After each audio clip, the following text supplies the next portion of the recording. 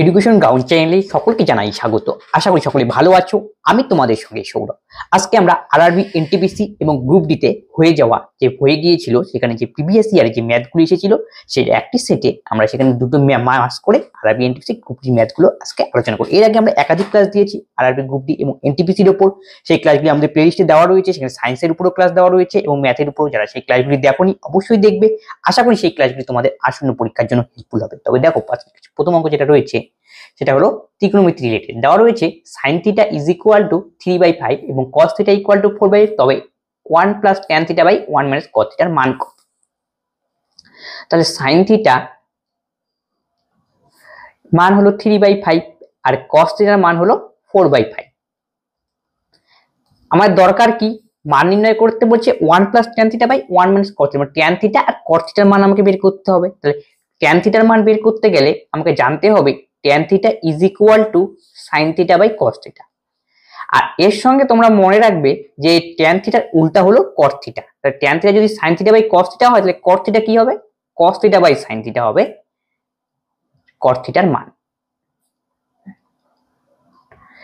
আমরা এখানে tan এর মানটা বের করে নেই, tan θ, আর sin θ এর মান দেওয়া রয়েছে 3/5 আর cos θ এর মান দেওয়া রয়েছে 4/5। তার মানে দেখো ভাগ করলে 5 কাটাকাটি যাবে, তাহলে 3 পড়ে থাকবে আর এখানে 4 পড়ে থাকবে। tan θ এর মান পেয়ে গেলাম। আর tan θ কি? cos θ এর উল্টা। tan θ যদি 3/4 হয় ডাইরেক্ট তোমরা লিখবে cos θ মান হবে 4/3।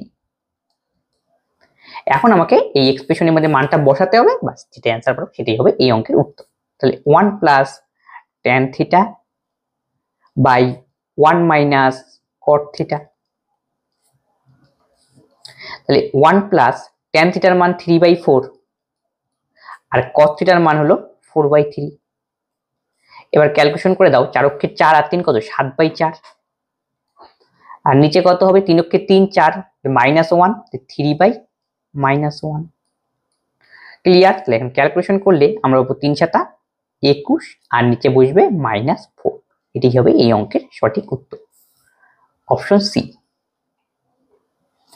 নেক্সট অঙ্ক x/2 plus 2/y is equal two 1 এবং y/2 plus 2/z equal to 1। তবে আমার এই এক্সপ্রেশনটার মান নির্ণয় করতে 2/z প্লাস 2/x এর মান কত? এই টাইপের অঙ্কের ক্ষেত্রে সবচেয়ে বেস্ট ওয়ে হলো তোমাকে ভ্যালু পুটিং এর সাহায্যে করা। আমরা এমন ভাবে x আর y এর মান ধরবো যাতে ক্যালকুলেশন করার পর এটার মান, এই যোগফলটার মান 1 আসে। তাহলে কিভাবে ধরতে পারি? দেখো, x এর মান আমি 1 ধরলাম আর y এর মান আমি ধরলাম 4। কেন? কারণ x এর মান ধরলাম যদি 1 তাহলে হাফ হলো, তাহলে এই পাশে যদি হাফ হয়ে যায় পরের টার্মটার মান, তো যোগ করে নিশ্চয়ই হাফ যোগ করলে 1 হয়। তাহলে y এর জায়গায় কত বসালে পরে হাফ আসতে পারে?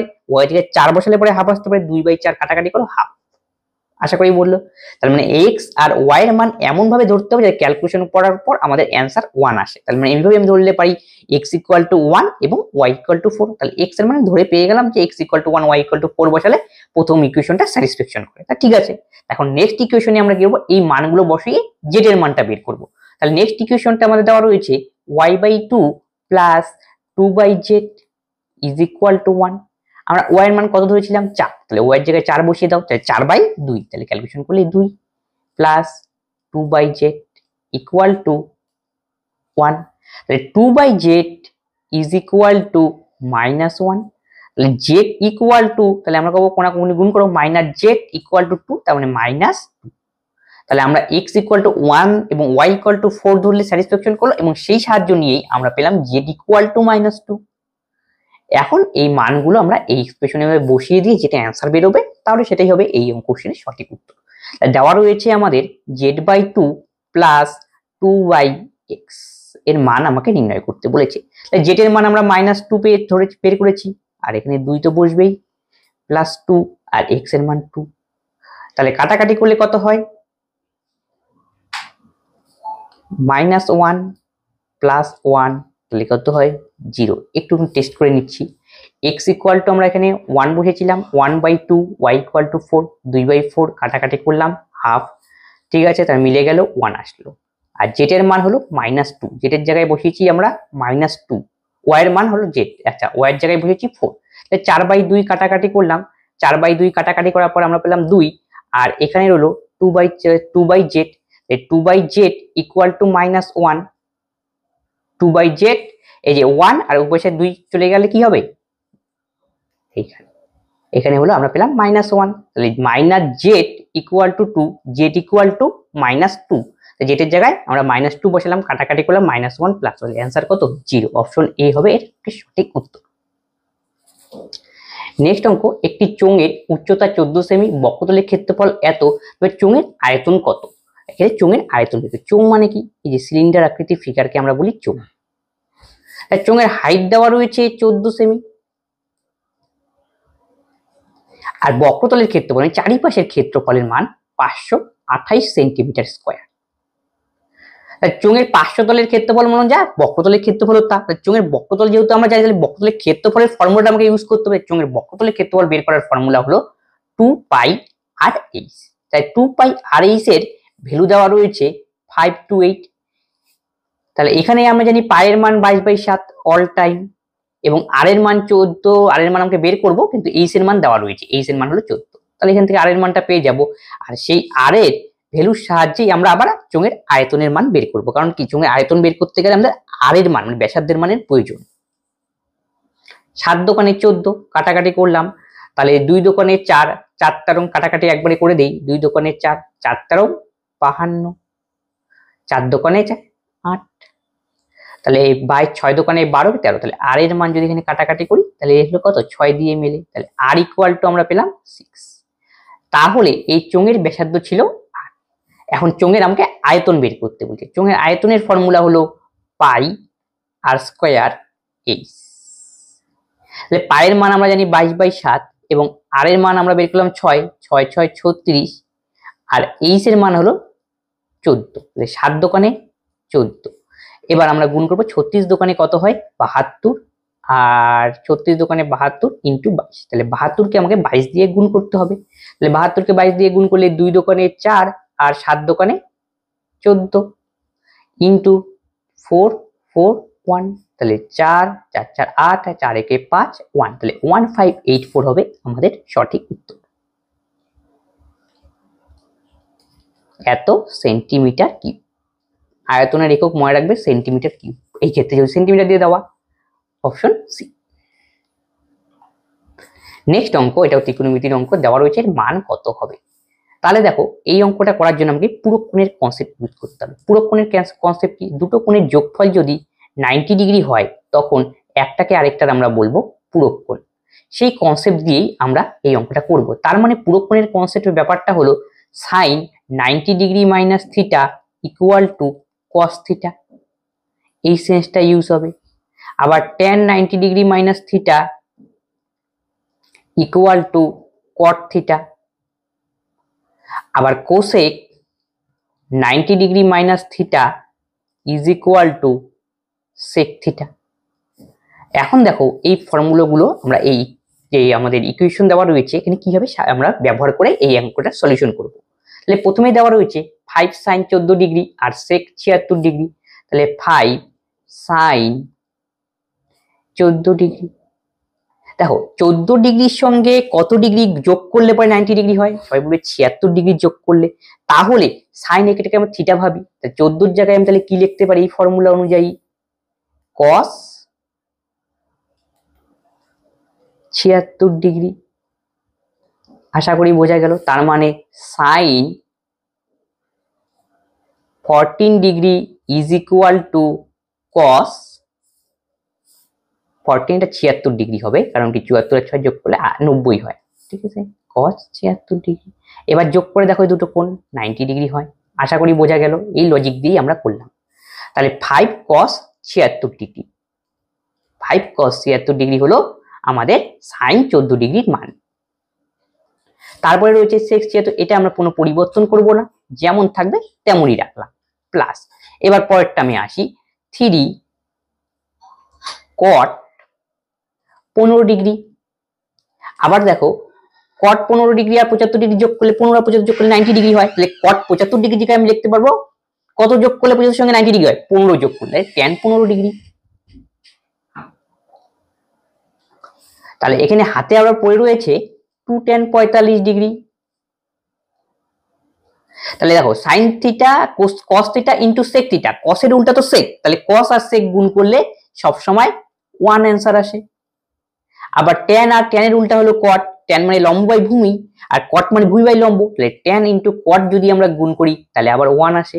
তার মানে কি cos theta into sec theta গুণ করলে আমরা পাবো 1, তাহলে 5 অক্ষে 5, 5 ইন্টু 1 প্লাস 3 ইন্টু 1 প্লাস 2, আবার ট্যান 45 ডিগ্রি মান জানি আমরা 1, তাহলে 2 ইন্টু 1, তাহলে 5 অক্ষে 5, 3 অক্ষে 3 প্লাস 2, তাহলে 5 3 8 আর 2 10, 10 হবে এই অঙ্কের সঠিক উত্তর, অপশন বি।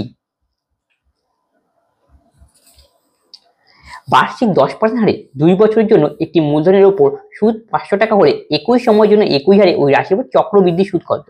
তার মানে আমাদের সিআই বের করতে বলছি, তাহলে প্রথম কন্ডিশনের মানে এসআই এর মান দেওয়া রয়েছে, মানে সিম্পল ইন্টারেস্টের মান, কিন্তু প্রিন্সিপাল দেওয়া নেই। তাহলে ফার্স্ট কন্ডিশন থেকে আমি কি করব, প্রিন্সিপালের মানটা বের করব। এই হলো সেই প্রিন্সিপালের সাহায্যে আমরা বের করব চক্রবৃদ্ধি সুদ।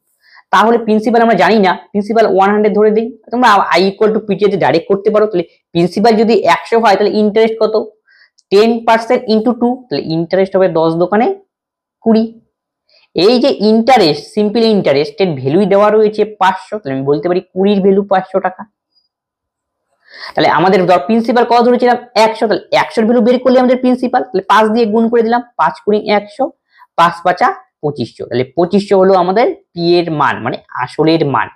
এই 2500 সাহায্যে আমরা চক্রবৃদ্ধি সুদ নির্ণয় করব। তাহলে 2500 হলো পি, আর রেট অফ ইন্টারেস্ট 10%ই থাকবে, আর ইয়ার হবে 2 বছর। তাহলে এই সুদ, এই কন্ডিশন দিয়ে কম্পাউন্ড ইন্টারেস্টের মান কত হবে সেটাই আমরা এখন বের করব, সেটাই বের করতে বলেছে।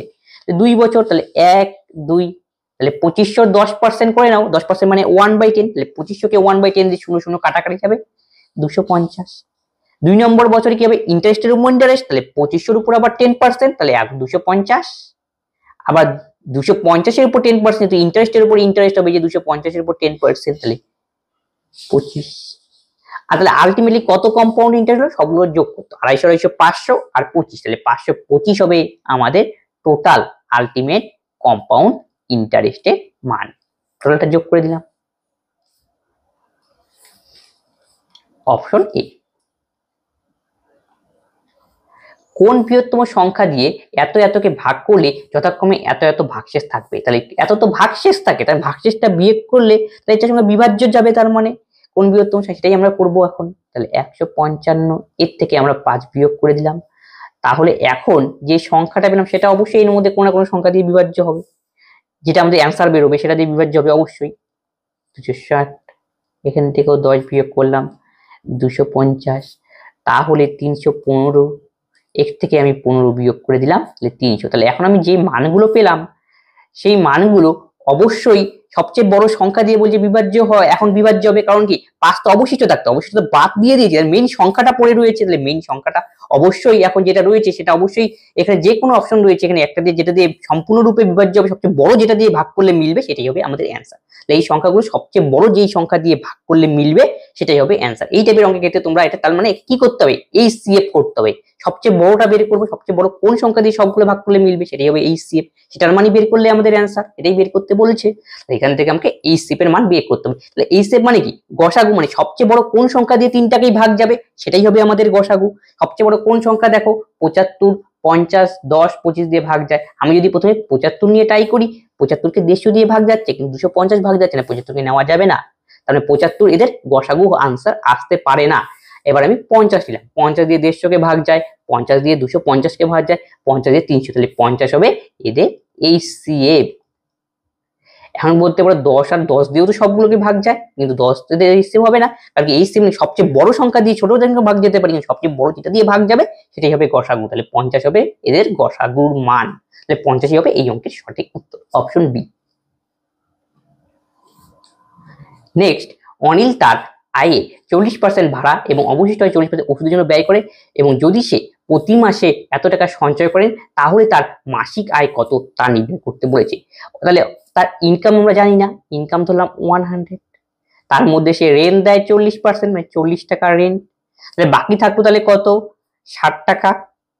60 টাকার মধ্যে সে 40% ওষুধের জন্য ব্যয় করে, আর ওষুধের ব্যয় করার পর বাকি টাকাটা সেভিং করে, তাহলে 40% যদি ব্যয় করে সেভিং করবে কত 60%, তাহলে 60% হবে তার সেভিং।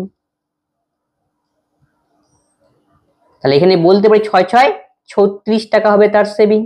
আশা করি বোঝাল, পার্সেন্ট উঠালাম, তাহলে নিচে যে দুটো শূন্য আসলো 6 6 36, 36 টাকা হলো তার সেভিং এর মান।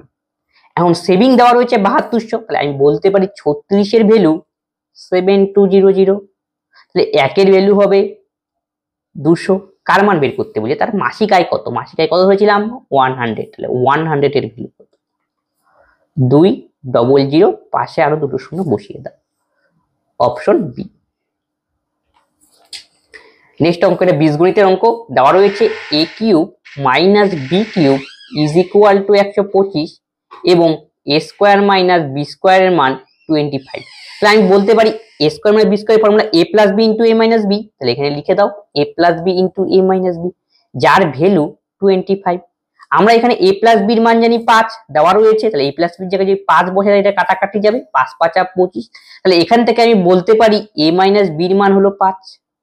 এখন আমাকে বের করতে হবে a square plus a b plus b square মান। এইটা বের করে আমি প্রথম ইকুয়েশনটার প্রথম কন্ডিশনটা সাহায্য নেব। বলে a কিউব মাইনাস বি কিউবের ফর্মুলা ফেলাবো। তাহলে a কিউব মাইনাস বি কিউবের ফর্মুলা হলো a minus b into a square plus a b plus b square.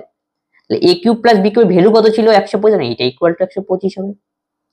এখন দেখো a মাইনাস বির মান 5, তাহলে a মাইনাস বির জায়গায় 5 বসিয়ে দাও into a square plus a b plus b square is equal to 125।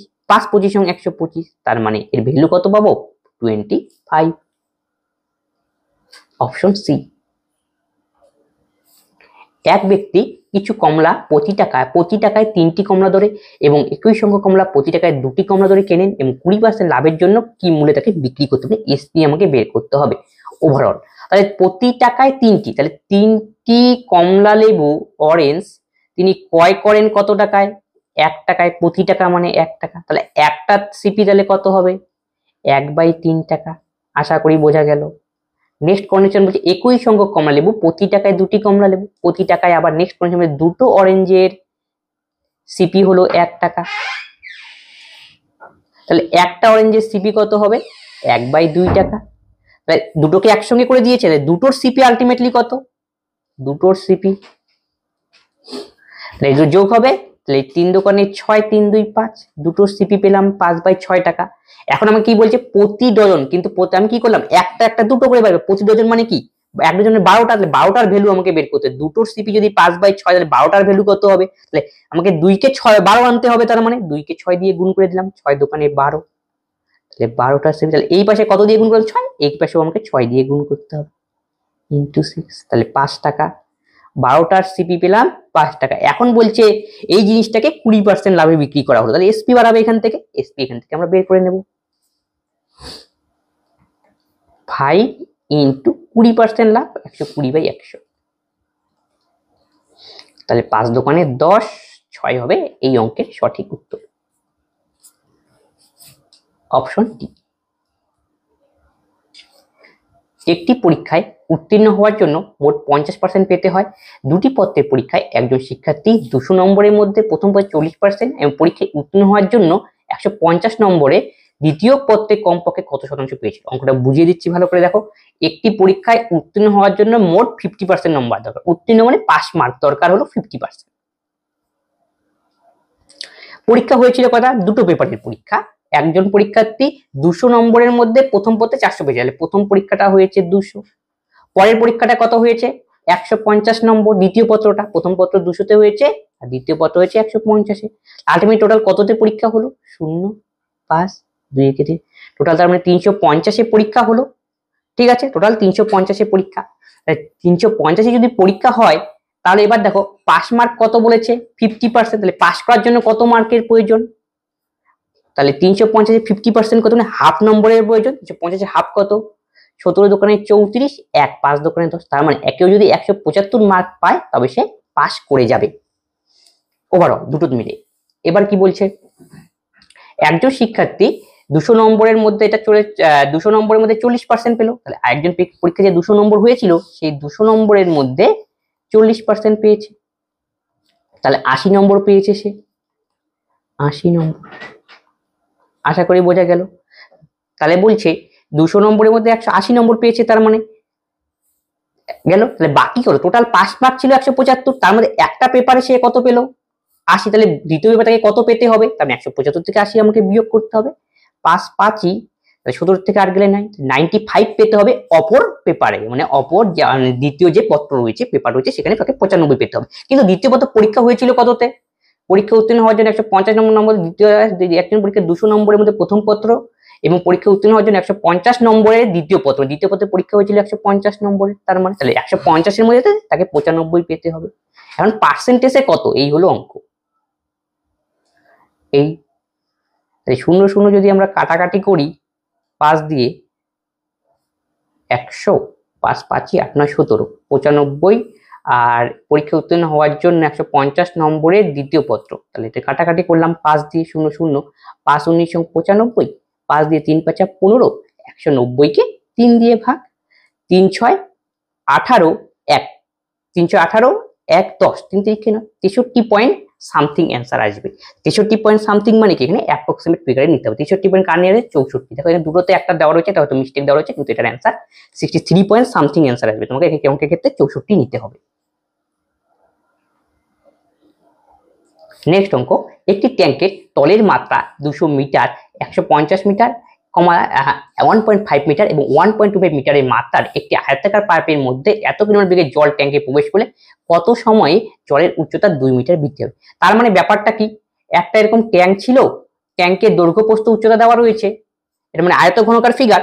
আয়ত ঘন ফিগার হলে কি দৈর্ঘ্য প্রস্থ উচ্চতা থাকবে। প্রথমটা দৈর্ঘ্য হলো 200, আর এর প্রস্থ দেওয়া রয়েছে 150, কিন্তু উচ্চতা দেওয়া নেই। কিন্তু উচ্চতায় লজিক আছে, বুঝতে হবে। এইখানে যে ট্যাঙ্কটা, সেই ট্যাঙ্কটাকে জল ভর্তি করা হচ্ছে, কি দিয়ে ভর্তি করা হচ্ছে? একটা পাইপ দিয়ে।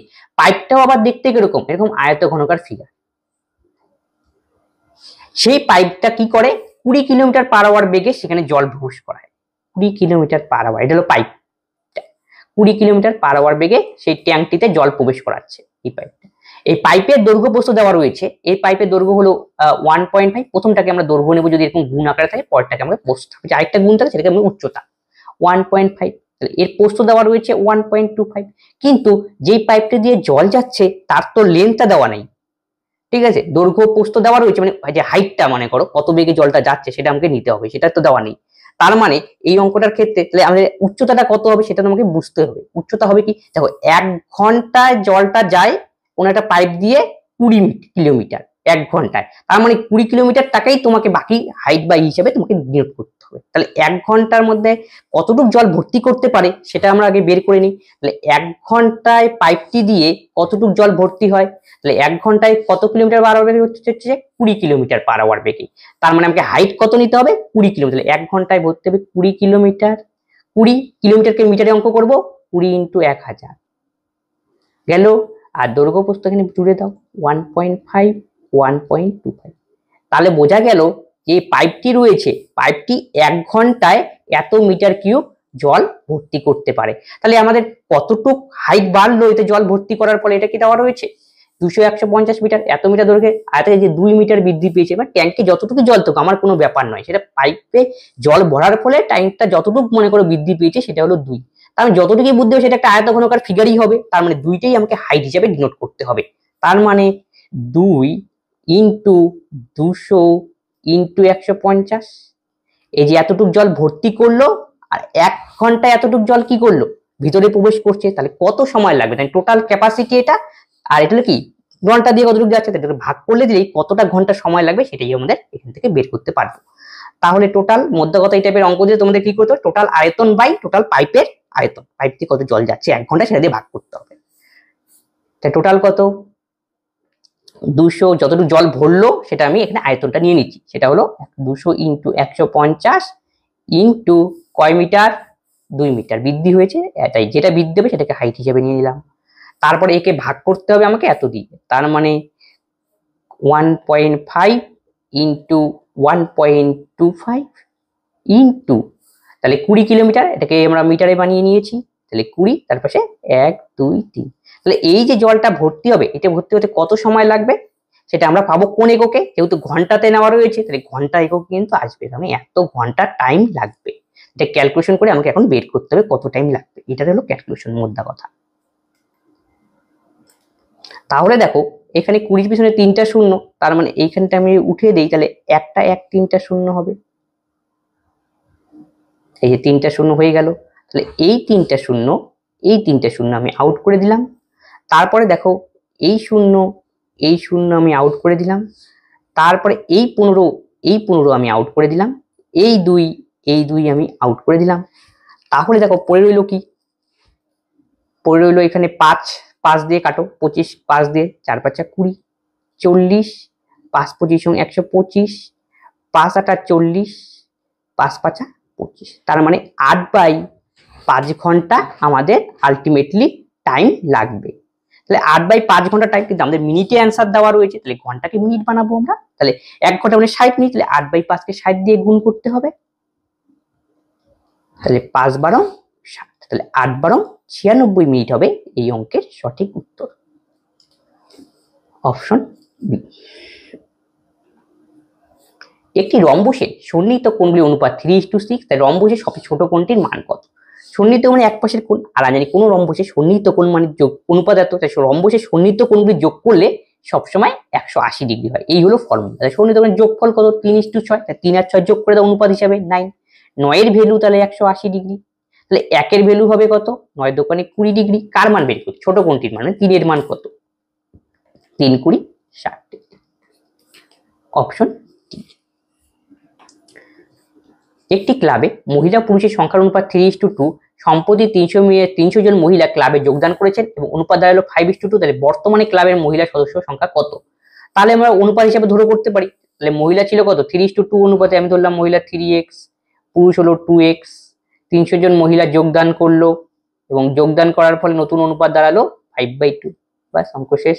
তাহলে গুণ করে দাও, 3 দোকানে 6x প্লাস 3 দোকানে 600 প্লাস 5 দোকানে 10x, তাহলে 4x ইকুয়াল টু 600, তাহলে x এর মান আমরা পাবো 4 15 60 150। এখন কি বলছে? বর্তমানে ক্লাবে মহিলা সদস্যের সংখ্যা কত? তারপরে 3x তো ছিল ইনিশিয়ালি, তারপরে 300 জন অ্যাড করেছে, তারপরে 3x এর মান বের করবো, তার সঙ্গে 300 যোগ করব। তাহলে 1 এর x এর মান 150, 3x কত হবে? 3 × 45 450, আরো একটা 300 জন মহিলা এসেছিল, তাহলে কত হলো এখন ultimately? 750, option D.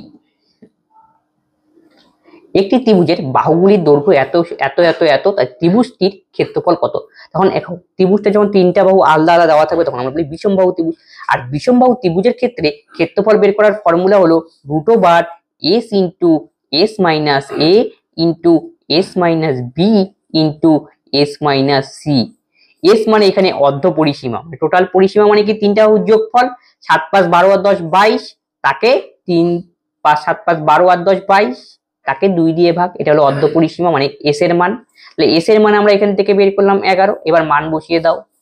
s equal to 11, 11 minus a, তাহলে 11 থেকে 5 বিয়োগ 6, 11 মাইনাস 7 4, 11 মাইনাস 10, ক্লিয়ার। এখন দেখো 4 এর বর্গমূল করলে আমাদের কত হয়? 2, আর ভেতরে পড়ে থাকবে 66, এটাই হবে এই অঙ্কের সঠিক অপশন এ।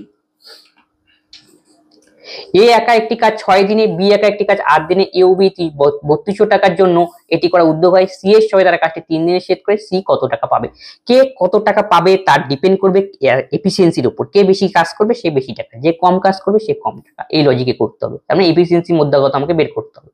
এ 6 দিনে করে কাজটা করতে পারে, আর বি 8 দিনে করতে পারে, আর তিনজনে মিলে এ বি সি 3 জনে মিলে করতে পারে কাজটা 3 দিনে। তাহলে এখান থেকে টোটাল ইউনিট কাজ আমাদের কত হয় বের করে নাও। তাহলে 24 এর এলসিএম, এখান থেকে তাহলে এফিসিয়েন্সিটা বের করে নিই। তাহলে এর এফিসিয়েন্সি হবে 4 6 24, ভাগ করে দেবো টোটাল ইউনিট কাজকে টাইম দিয়ে, 3 8 24, তারপরেরটা 3 8 24। তাহলে আমাদের দরকার কি? সি কত টাকা পাবে। সি এর টাকা বের করতে গেলে সি এর এফিসিয়েন্সি বের করা জরুরি। আমরা এর এফিসিয়েন্সি জানি 4, বি এর এফিসিয়েন্সি 3, আবার দেখো 3 জনের এফিসিয়েন্সি জানি 8। তাহলে এই a প্লাস বি যদি আমরা a plus b plus c এর থেকে বাদ দিয়ে দিই, তাহলে এখান থেকে সি এর এফিসিয়েন্সি বের করে দেবো, বের করতে পারবো। এটাই হলো লজিক। 4 3 7 হলো a প্লাস বির এফিসিয়েন্সি, টোটাল এফিসিয়েন্সি 8, 8 এর থেকে 7 বিয়োগ করো 1, তাহলে 1 হবে সির এফিসিয়েন্সি। আশা করি বোঝো। তাহলে সির এফিসিয়েন্সি যদি 1 হয় তাহলে সির টাইম কত লাগবে? এই টোটাল ইউনিট কাজকে এফিসিয়েন্সি দিয়ে ভাগ করে দাও, তাহলে সির টাইম লাগবে 24 দিন। এতক্ষণ সি এত ঘন্টায় কি এত দিনে কাজটি করতে পারে, এটা হলো এফিসিয়েন্সি। এখন কি বলেছে? এ ও বি 3200 টাকার জন্য এটি করার উদ্যোগী হয়। তাহলে টোটাল টাকা কত? 3200 টাকা। তাহলে 8 এর ভ্যালু তার মানে টোটাল 3200, টোটাল 8, তাহলে 1 এর ভ্যালু হবে 400। আমাকে কার মান বের করতে বলছে, সি কত টাকা হবে, সি এর এফিসিয়েন্সি কত 1, এই যে 1 এর ভ্যালু তো বের হয়ে গেল, তারপর 400 টাকা হবে এই অঙ্কের সঠিক উত্তর, অপশন বি। পরেরটা ত্রিকোণমিতির অঙ্ক, দেখো এটা ফর্মুলা গিয়েছে sin square theta plus cos square theta, sin square theta যেমন cos স্কয়ার থিটা মানে 1, ডাইরেক্ট তুমি লিখবে 1/1 যেখানে দেখবে। একটু আগে তোমাকে সেখানে প্রয়োগ করে অঙ্ক, দেখো 75 আর 15 যোগ করে 90 ডিগ্রি, তাহলে sin 90 ডিগ্রি মাইনাস থিটা মানে cos থিটা, তাহলে sin 15 এর সঙ্গে কত যোগ করলে 90 ডিগ্রি হয়, 75 যোগ করলে, তার মানে আমি লিখতে পারি sin 15 এর জায়গায় cos 75 ডিগ্রি, আর নিচে তো cos 75 রয়েছে, একে আমরা চেঞ্জ করব না, যা থাকবে তাই। একই রকম ভাবে পরেরটা 65 এর সঙ্গে কত যোগ করে 90 হয়, 25 যোগ করে 90 হয়, তাহলে cos 65 এর জায়গায় আমি তাহলে লিখতে পারি কি sin 25 degree by sin 25 degree. এবার তোমরা কাটাকাটি করে দাও, এটা 1 এটা 1, তাহলে এখানে 1 পাবো, 1 1 1 ট্রিপল 1 মানে 3, এইটুকের মান পেলাম আমরা 3। আবার দেখো এই যে এই কন্ডিশনটা গোটাটার মানই দেওয়া রয়েছে √3 tan থিটা, তাহলে এটার জায়গায় আমি বলতে পারি এর মান √3 tan theta, tan theta equal two 3/√3। এবার কোঅর্ডিনেশন করে দাও তোমরা, 3√3/3, ওই নিচে √3 দিয়ে গুণ করে দিলাম, তাহলে √3 তে 3 হয়ে গেল। তাহলে আবার তোমাকে এখন দেখতে হবে এখানে যে √3 এর মানটা পেলাম, √3 tan কত ডিগ্রির মান, √3 হলো tan 60 ডিগ্রির মান, তার মানে বলতে tan আউট হয়ে গেল, আমি বলতে পারি theta equal to 60 degree, option b. 4% বার্ষিক সুদের হারে 11,000 টাকার চক্রবৃদ্ধি সুদ 2 বছরে কত টাকা হবে, মানে কম্পাউন্ড ইন্টারেস্ট বের করেছে 2 বছরের ক্ষেত্রে, 1 2 বিভিন্ন প্রসিডিওর রয়েছে, যেভাবে সহজ মনে হয় তোমরা সেভাবে করবে, আমি এই নিয়মে করছি। 11,000 টাকা কত পার্সেন্ট হারে, 4%, তাহলে 11,000 এর উপরে 4% করতে হবে, তাহলে কত হয় 4 11 44, পাশে একটা শূন্য। দ্বিতীয় বছরের ক্ষেত্রে কি হবে, কম্পাউন্ড ইন্টারেস্টের উপর আবার 11,000 এর উপর 4%, বের তো করেই ফেলেছি 440, এবার তোমাকে করতে হবে এই 440 এর উপর আবার 4%, তাহলে কত হয় 440 ইন্টু 4/100, 4 4 16, 4 4 16 একে 17, এখানে 10, তার মানে 17.6। এই যে টোটাল যদি আমরা সাম বের করি এখন, সেটাই হবে আমাদের কম্পাউন্ড ইন্টারেস্ট। কম্পাউন্ড কত হলো 880 প্লাস 17.6, তার মানে 897.6 হবে এই অঙ্কের সঠিক উত্তর, অপশন ডি। শ্বেতা এবং হরিশ একসাথে একটি প্রকল্প সম্পন্ন করেছেন, যারা এত টাকা, এই প্রকল্পে শ্বেতা 20 দিন কাজ করে এবং হরিশ 30 দিন কাজ করে, যাদের দৈনিক মজুরির অনুপাত 5:6, তাহলে শ্বেতার অংশ কত। তাহলে শ্বেতা আর হরিশ, শ্বেতা কাজ করে 20 দিন, হরিশ কাজ করে 30 দিন, দৈনিক মজুরি 5:6, আমি ধরলাম তাহলে অনুপাতটা কিছু দিয়ে গুণ করতে হয়, তার মানে প্রথম জনের মজুরি তাহলে আমি বলতে পারি 5x, দ্বিতীয় জনের মজুরি 6x, তাহলে তবে তারা দৈনিক মানে কি একদিনে, তাহলে শ্বেতা একদিনে মজুরি পায় 5x টাকা বা 5x ইউনিট, তাহলে 20 দিনে কত টাকা পাবে, এটা হলো ডে, তাহলে একদিনে যদি 5x টাকা পায় 20 দিনে পাবে কত, 20 দিয়ে 5x কে গুণ করবো, তাহলে কত হয় 5 20 100x টাকা। একই রকম ভাবে পরের জনকে হরিশ, হরিশ একদিনে মজুরি পায় 6x টাকা, তাহলে 30 দিনে পাবে কত, 3 6 18, 180x টাকা। তাহলে এখন এটা কিসের অনুপাত পেলাম আমরা, মজুরি স্যালারির অনুপাত, তাহলে x x কাটাকুটি 0 0 কাটো, 6 দোকানে 12, 6 দোকানে 12, 3 6 18, ক্লিয়ার। দেখি একটু 30 টাকা, এবং এই সকলে সেটা হলো 20 আর হলো হরিশ হলো 30, তাহলে 5 কি না, দৈনিক মজুরি সেটা হলো 20, তাহলে 5 20 100, এই জায়গাটা একটু গন্ডগোল হয়ে গিয়েছে, একটু ঠিক করে নিই অ্যাডজাস্টমেন্ট, সরি একটু দেখে নাও। তাহলে দেখো সেটা হলো শ্বেতা আর এটা হলো হরিশ, শ্বেতার কত 5x, তাহলে শ্বেতার মজুরি তাহলে 20 দিন, তাহলে একদিনে যদি 5x 20 দিনে কত হবে 5 20 100x টাকা।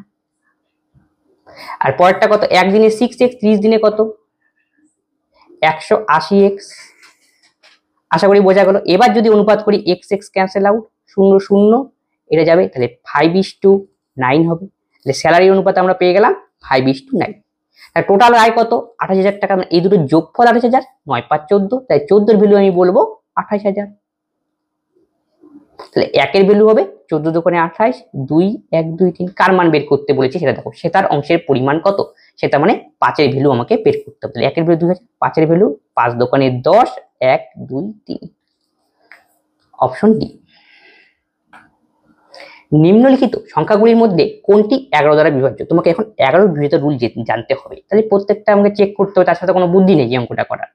9 2 4 8 1 6 4, 11 দ্বারা বিভাজ্য চেক করতে গেলে তোমাকে ইভেন আর অড পজিশন দেখতে হবে, তার মানে এক ঘর বাদ দিয়ে না, মুদ্রা কথা হলো এটাই। এই যে যোগ করো, 9 4 13, একে 14 4 18, এখন যেগুলো বাদ রয়েছে 8 2 10 আর 6 16, এখন এই দুটোর বিয়োগফল তোমাকে নিতে হবে। বিয়োগফল কত? 2। তখন দেখতে হবে বিয়োগফলে যদি 11 দ্বারা ভাগ করলে মিলে তখন আমি বলবো এটা 11 দ্বারা বিভাজ্য, কিন্তু এটা একদম মিলছে না, তাই এটা তো 11 দ্বারা বিভাজ্য নয়, আউট হয়ে গেল। এখন পরেরটা তুমি চেক করো, 7 2 4 7 5 6 4, এক ঘর বাদ দিয়ে তাহলে 7 4 11, 5 16, 4 20, যেটুকু বাকি রয়েছে এখন 7 2 9 9 6 15। এবার এদের বিয়োগফল নাও, বিয়োগফল হলো 5, 5 তো 11 দ্বারা যাচ্ছে না, তাহলে এটাও 11 দ্বারা বিভাজ্য নয়। একই রকম ভাবে লাস্ট 3 নম্বরটা টেস্ট করো, 9 2 4 6 8 6 4, একটা বাদ দিয়ে নেব, 9 4 13, 13 8 21, 4 25, 6 2 8 4 12, সরি 6 2 8 6 14।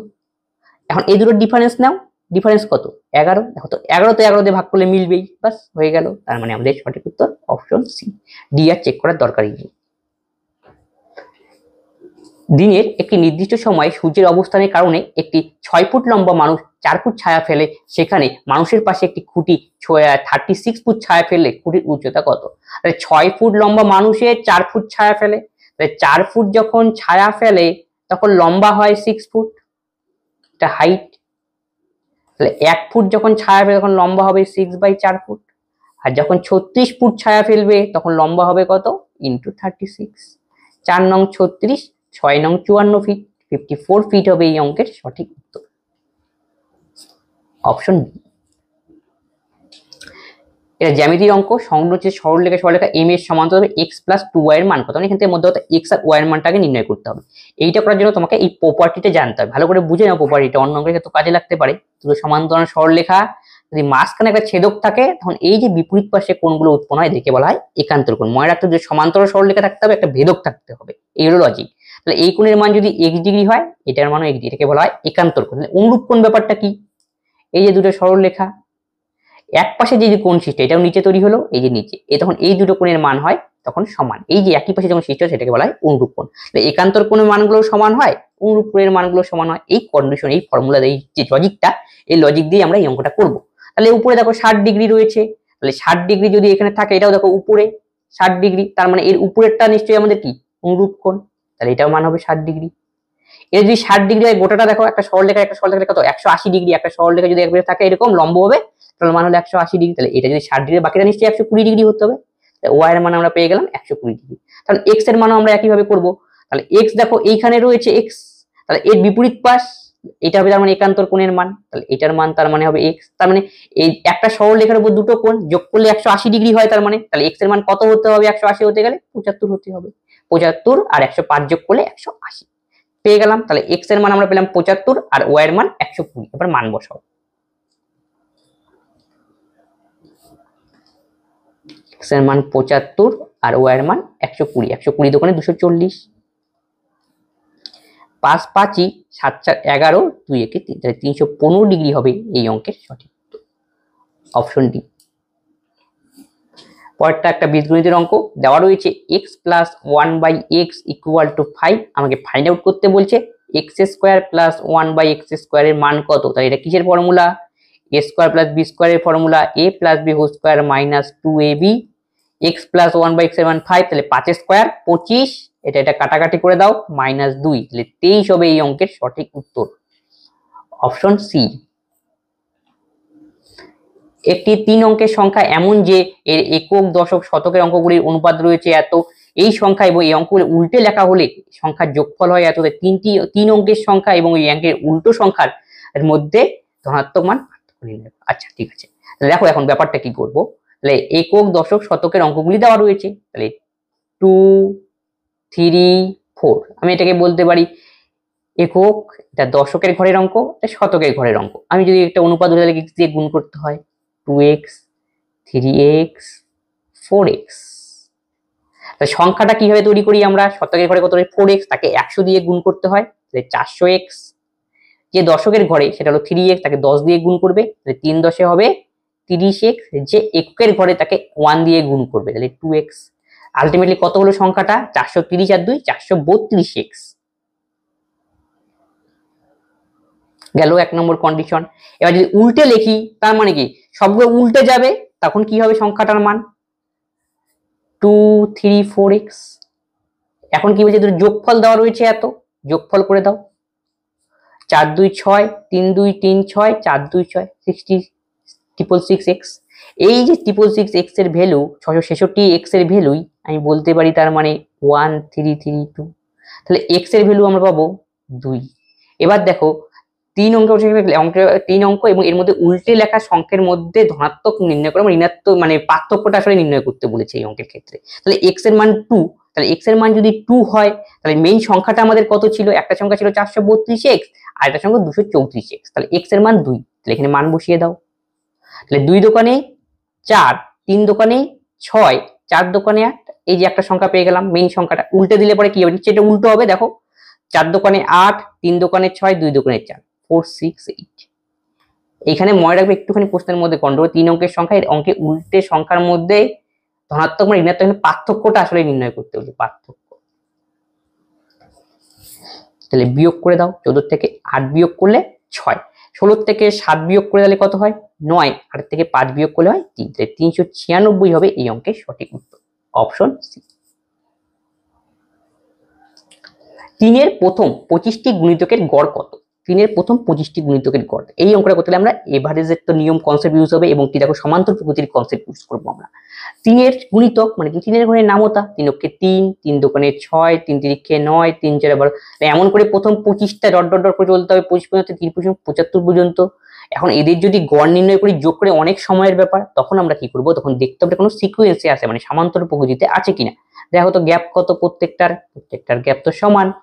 প্রত্যেকটা গ্যাপ সমান হওয়ার অর্থ সমান্তর প্রকৃতিতে আছে। সমান্তর প্রকৃতি যখন থাকবে, তখন এদের মাঝখানের নম্বরটাই হবে সবসময় মনে রাখবে এভারেজ। তাহলে মাঝখানের নম্বরটা আমরা কিভাবে বের করবো? এবার কতগুলি সংখ্যা? 25টি সংখ্যা। তাহলে 25 সংখ্যা হলে এই পাশে তোমার 12টা, মনে করো এই পাশে 12টা, তাহলে 12 24 হয়ে গেল। তাহলে মাঝখানে তাহলে কত হবে? 13 নম্বরটা থাকবে। 13 নম্বরটাই হবে তখন আমাদের এভারেজ। তাহলে বলো 13 নম্বরটা কত? 3 এর তো নামতা পড়েছো, 13 নম্বর 3 13 39, অপশন এ। একজন ব্যক্তি তার অর্থের 20% হারে অবশিষ্ট টাকার 25% খরচ করার পর তার কাছে 780 টাকা অবশিষ্ট রয়েছে, তার কাছে আসলে কত টাকা রয়েছে? এক ব্যক্তি তার অর্থের 20% হারায়, আচ্ছা তার অর্থ আমি জানি না, 100 টাকা ধরলাম। 20% যদি হারায় তাহলে এখন থাকবে 80 টাকা। ক্লিয়ার? এই অবশিষ্ট টাকার 25% খরচ করে, তাহলে 25% খরচ করে তো ঠিক আছে, 25% খরচ করার পর বাকি থাকবে তাহলে কত? 75%। তাহলে এর 75% আমাকে বের করতে হবে 80, আর 75% মানে 3/4, তাহলে 4 কুড়ি 80, 3 কুড়ি কত? 60। তাহলে এই টাকাটা কি করে? সে অবশিষ্ট থাকে। তাহলে 60 এর ভ্যালু আমরা বলবো তাহলে কত? 480। তাহলে 1 এর ভ্যালু হবে আমাদের 8। আমাকে এই অঙ্ক থেকে বের করতে, আসল কত? আসল মানে p, 100 এর ভ্যালু আমাকে বের করতে হবে। তাহলে 800 হবে এই অঙ্কের সঠিক উত্তর, অপশন এ। আজকে ক্লাসে এই 25খানা অঙ্ক ছিল, প্রত্যেকটি অঙ্ক একটি কনসেপচুয়াল ছিল। আমি অঙ্কগুলো সলভ করে দিলাম। যদি কোনো অঙ্কে তোমাদের ডাউট হয়, অবশ্যই তোমরা কমেন্ট বক্সে কমেন্ট করবে এবং বন্ধুর সঙ্গে এই ক্লাসটি শেয়ার করে দাও, যাতে সকলে এই ক্লাস থেকে উপকৃত হয়। তবে আজকে ক্লাস আমরা এখানেই শেষ করছি, পরবর্তী ভিডিওতে আবার দেখা হচ্ছে। ধন্যবাদ।